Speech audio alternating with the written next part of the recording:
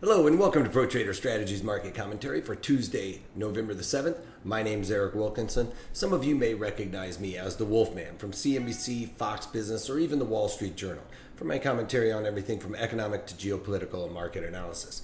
Please keep in mind that everything that we talk about in these market commentaries is not a solicitation to buy or sell any of these securities or strategies.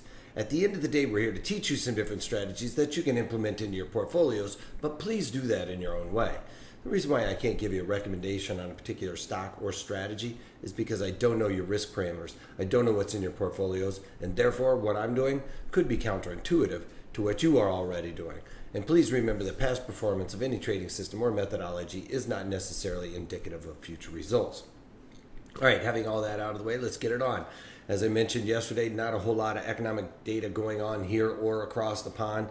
Here in the United States, we did get JOLTS job openings coming in at 6.09 million, expected to be 5.98 million. So job openings good for the overall economy, as that means that hiring should start picking up. And then a couple of Fed governors speaking today. Janet Yellen is speaking later on today at 2:30 Eastern, so keep your eyes out for that. Don't see a whole lot of market moving activity coming out of that. So let's get on with the overall markets. We've got crude oil slightly down on the day, down about 21 ticks, trading around 57.14. The reason why I wanted to show this is I have readjusted my Fibonacci levels to reflect back in basically June of 2015 for the most part, actually 2016. So I just wanted to show that actually that is 2015. So got those as the high and the lows, and then the extension going up back into 2014, if you will. And they still, as a matter of fact, line up quite nicely with the value area high, value area low, and the point of control, which is very interesting to note. It's very interesting how that always has a tendency to line up like that. But if we take a look at it on a daily chart, we can see that today is the down day, did make a new high for at least this year. The market, I feel like, is getting a little overextended to the upside, even though we are seeing pretty good economic data that should push crude oil a little bit higher. But I think we're going to need to see some kind of pullback, maybe even down to this 76 Fibonacci level, just to kind of give a little bit of the profit taking happening. These longs have got to be thinking that they need to start looking to cover very close to that 60 handle in crude oil. Then on to gold. Gold's coming off today, despite the fact that we're seeing some of the equities start to accelerate to the downside. It's really having trouble getting through this Fibonacci level. I don't know that this Fibonacci level is actually going to act as much of a support and resistance anymore at this point. It's just been bouncing right through it because that point of control is lining up with that quite nicely. That's going to be where it kind of gets comfort. So it's kind of going to get lost in that whole comfort of bouncing around in and around that area. I still think that gold futures are going to continue to want to trade down to that 1250 area. On to the bonds. Bonds bucking all reason at this point and continue to rally. They might just go up here and test this value area high at this point. I thought we were going to start seeing it kind of push down and test the value area low, but market's continuing to be strong. We're seeing yields really have a big divergence, if you will, than what one would expect. With interest rates increasing, we would expect that the yields would go up and the price of the bonds would go down. But we're seeing a big divergence here where the bond yields are actually starting to curl down quite dramatically with the Fed fund expectations moving higher. So that is a little bit of a bizarre move, but nonetheless, the markets can do it and price whatever they want, despite the fact that conventional wisdom should tell them to go down. We've got the VIX moving higher right now, back into double digits. Most of this is because of the acceleration, the downside we're seeing in the E-mini S&Ps. We also have a big mover today, which is Priceline, that I'm going to talk about here pretty soon, and a trade that I put on for earnings that I tweeted out yesterday. Dow Jones Industrial Average just off slightly by about 50 points, as you can see, but did create a new all-time high. That pretty much happened right off of the open, and then the overall markets have been starting to accelerate, like I said, in the last hour or so to the downside. And we have the NASDAQ off on the day, although it did create another all-time high as well. Now, if we look at the E-mini S&Ps with another all-time high, they are down on the day. And as I was speaking, let's get to this chart here.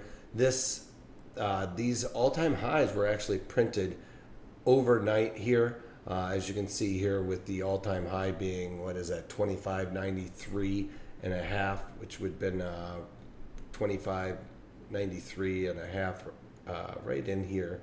If I can get my cursor to land right on it. And then we've gotten this high, which actually happened intraday today, which was 2593 and a half. So that did run up there to print that overnight high. And this is what I was talking about, pretty much unabated to the downside as we speak and very close to the lows of the day. So looking pretty bearish right now. That's causing those overall VIXs to spike as well.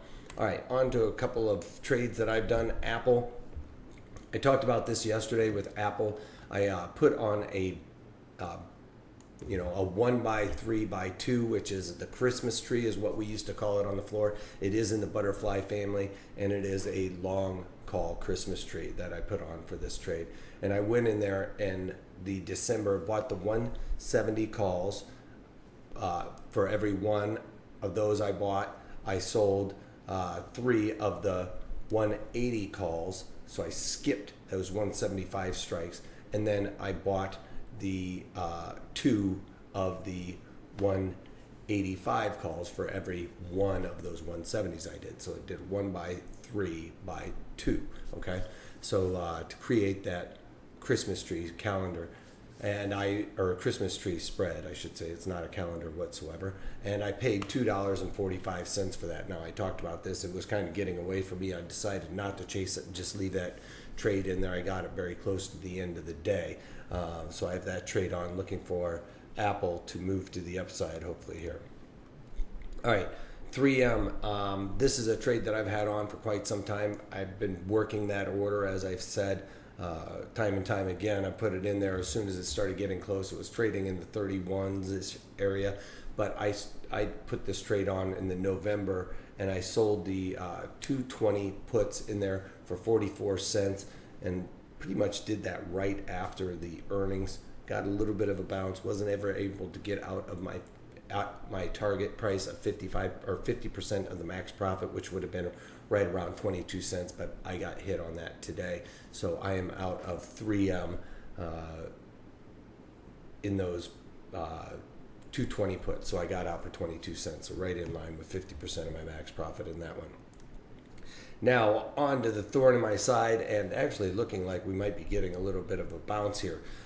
This happened overnight. Basically, they came out, beat on the earnings, but they came out with a bit of a tepid forward guidance, which really spooked the street. They also started talking about things like they were going to get into the add to some of the aspects of like what Airbnb is doing with, second homes and things like that, where you could rent out the house. And that might have been what spooked the market. I would expect that they may not have made earnings target based on some of the hurricanes and things of that nature, but they did beat on earnings. They beat on the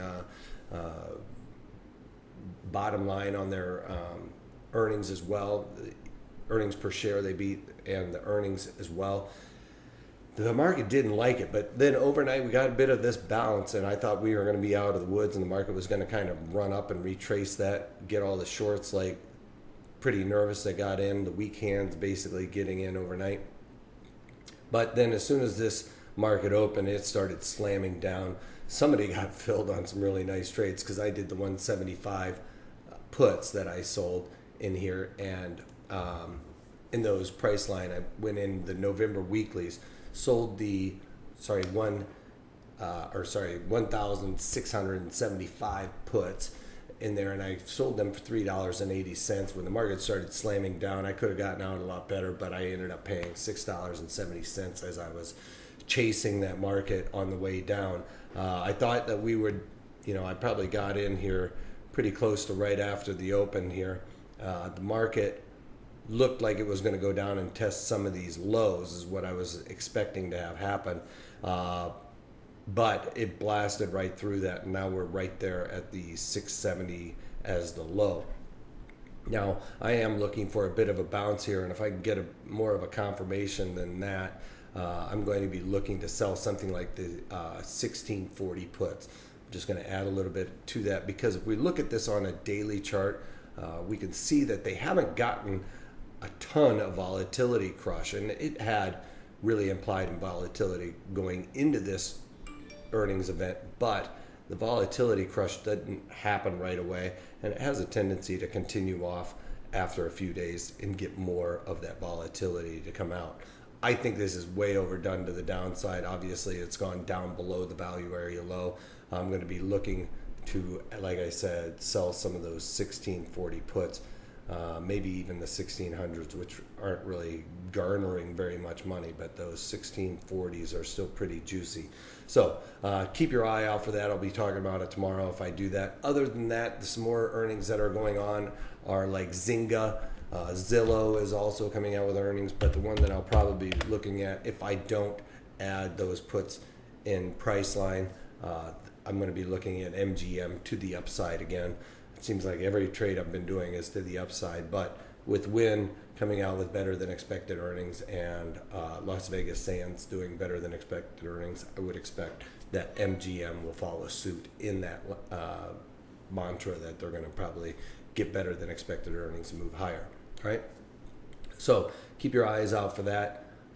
You can follow me on Twitter at Wolfman's blog. That's where I'll be tweeting those out. And that's about all I got for you guys today. Other than, if you can't take that, take it easy.